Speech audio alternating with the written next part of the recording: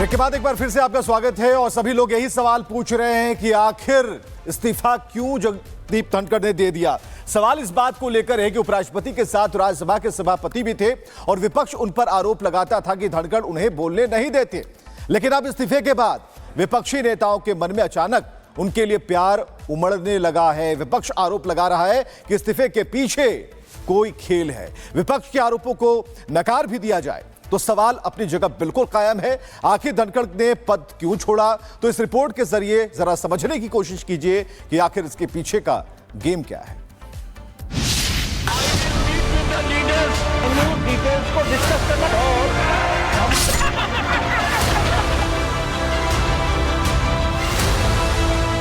जगदीप धनखड़ ने उपराष्ट्रपति पद से इस्तीफा दे दिया। हर कोई उनके फैसले से हैरान है, लेकिन हैरानी विपक्ष के उन नेताओं का बदला सा व्यवहार देखकर हो रहा है जो संसद की सीढ़ियों पर बैठकर कभी उपराष्ट्रपति का माहौल बनाते थे।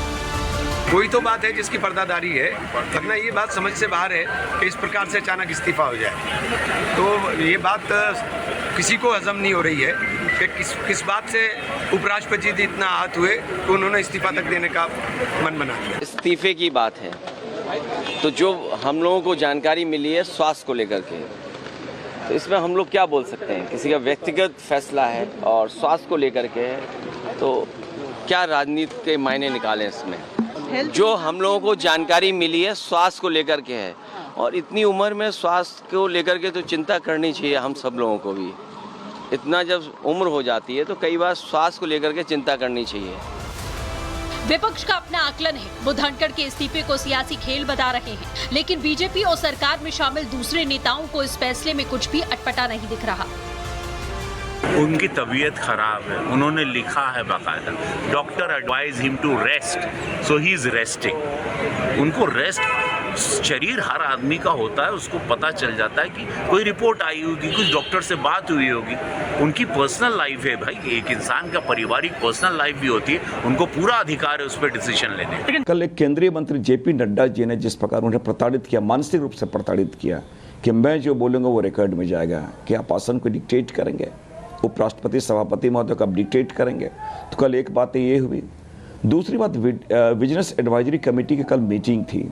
संसदीय कार्य मंत्री गायब हो जाते हैं, जेपी नड्डा जी गायब हो जाते हैं। इसलिए मैंने कहा कि पटकथा पहले लिखी जा चुकी है और उसका ये सामने कल नज़र आया है। और बावजूद इसके मैं यही कहूँगा कि ईश्वर उनको स्वस्थ रखे। सत्ता पक्ष की अपनी दलीलें, विपक्ष का अपना नजरिया है, लेकिन सवाल तो है। ऐसे में लाजिम है जवाब भी ढूंढना होगा। ऐसे में अब हर कोई ये जानना चाहता है कि बीएसी की शाम की बैठक में ऐसा क्या हुआ। उसके कुछ देर बाद धनखड़ ने इस्तीफा दिया। बहुत अचानक है, बहुत दुर्भाग्यपूर्ण है। हम तो उनके अच्छे स्वास्थ्य की कामना करते हैं, लेकिन आपने देखा होगा कि सारे विपक्षी दलों के नेताओं ने अपनी चिंता व्यक्त की है, लेकिन केंद्र सरकार की तरफ से किसी मंत्री ने, प्रधानमंत्री जी ने अपना कोई बयान नहीं रखा। तो सवाल ये उठता है कि क्या केंद्र सरकार के पास पहले से जानकारी नहीं थी? क्या पहले से ये सूचना नहीं थी कि उपराष्ट्रपति के मन में ये बात झलक रही है? विपक्ष का आरोप है कि कल शाम को हुई बीएसी की बैठक में धनखड़ का अपमान हुआ। वरिष्ठ मंत्री जेपी नड्डा और किरण रिजिजू बिना बताए जानबूझकर बीएसी की बैठक से गायब रहे, जिससे जगदीप धनखड़ को ठेस पहुंचा और उन्होंने इस्तीफा दे दिया, जबकि सत्ता पक्ष सीधे इन आरोपों को खारिज कर रहा है। धनखड़ साहब ने, जो हमारे उपराष्ट्रपति थे, हमारे राज्यसभा के चेयरमैन थे, उन्होंने मतलब इस्तीफा देने का निर्णय लिया है। उसका कारण भी है कि कई दिनों से उनकी तबीयत ठीक नहीं चल रही थी और हाउस चलाने में उनको तकलीफ हो रही थी, इसलिए उन्होंने मतलब अपना इस्तीफा दे दिया है।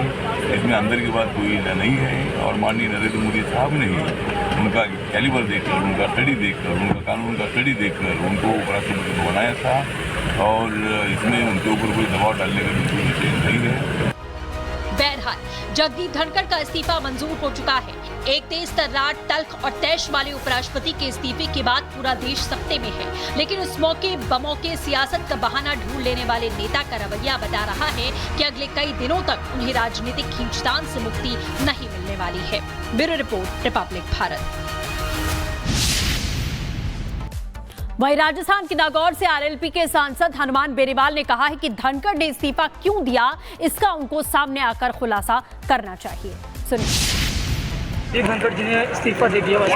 दिया नहीं, उनसे लिया है, एक तरीके से उनको बर्खास्त किया है। और पिछले 6 महीने से गृह मंत्री प्रधानमंत्री और जगदीप धनखड़ के बीच ठीक नहीं चल रहा था और वो जगदीप धनखड़ ज़्यादा इंटरफेयर करने लगे थे, इसलिए इन लोगों ने इनको बाहर निकाल दिया। और वैसे जगदीप धनखड़ भी बड़ी बात करें कि इस्तीफा लिया इस्तीफा लिया, इनको एक तरीके से बर्खास्त किया। इनको कहा गया कि आप इस्तीफा दो, 100% लिया ही गया, नहीं तो सब कुछ ठीक था, ऐसी क्या बात होगी। और धनखड़ साहब प्योरली बीजेपी के लिए ही काम कर रहे थे। हमारे जैसे मैं जिस पॉलिटिकल पार्टी चाहता हूँ, मैंने इनको सपोर्ट किया, धनखड़ को वोट दिया, क्योंकि वो राजस्थान चाहते हैं, मेरे समाज चाहते हैं, इस नाते मैंने उनको वोट दिया। लेकिन कभी भी वो संबंध ज़्यादा रखने में विश्वास कुछ लोगों से घिरे हुए रहते थे और उनकी अलग सोच और अलग महत्वाकांक्षा थी। आखिर महत्वाकांक्षा क्या थी, वो क्या पाना चाहते थे, वो तो जगदीप धनखड़ ही बता सकते हैं। लेकिन इस्तीफा नहीं दिया, इस्तीफा लिया, उनको बर्खास्त किया गया। बड़ी बात कर रहा है। और एक और तो हम नेता जो विपक्ष में भी करेगी, शाम तक तो ठीक था, सब कुछ ठीक था, सदन की कार्रवाई हुई, अचानक वो तो मैंने कहा ना बर्खास्त किया, इस्तीफा तो बर्खास्त करेंगे। किसान पुत्र भी थे, किसान पुत्र थे, निश्चित रूप से किसानों ने हमेशा बलिदान किया। मैं तो ये कह रहा हूँ इनको मतलब जिस पार्टी के अंदर ही गवर्नर रहे बंगाल के अंदर, यहाँ 3 साल यूज हुए और उसके बाद अब इस्तीफा देना करना, इनको या तो अगर इनको बर्खास्त किया या जबरन इनके साथ कुछ हुआ, इनको खुलासा करना चाहिए। ये देश जानना चाहता है आखिर क्यों लिया और क्यों दिया।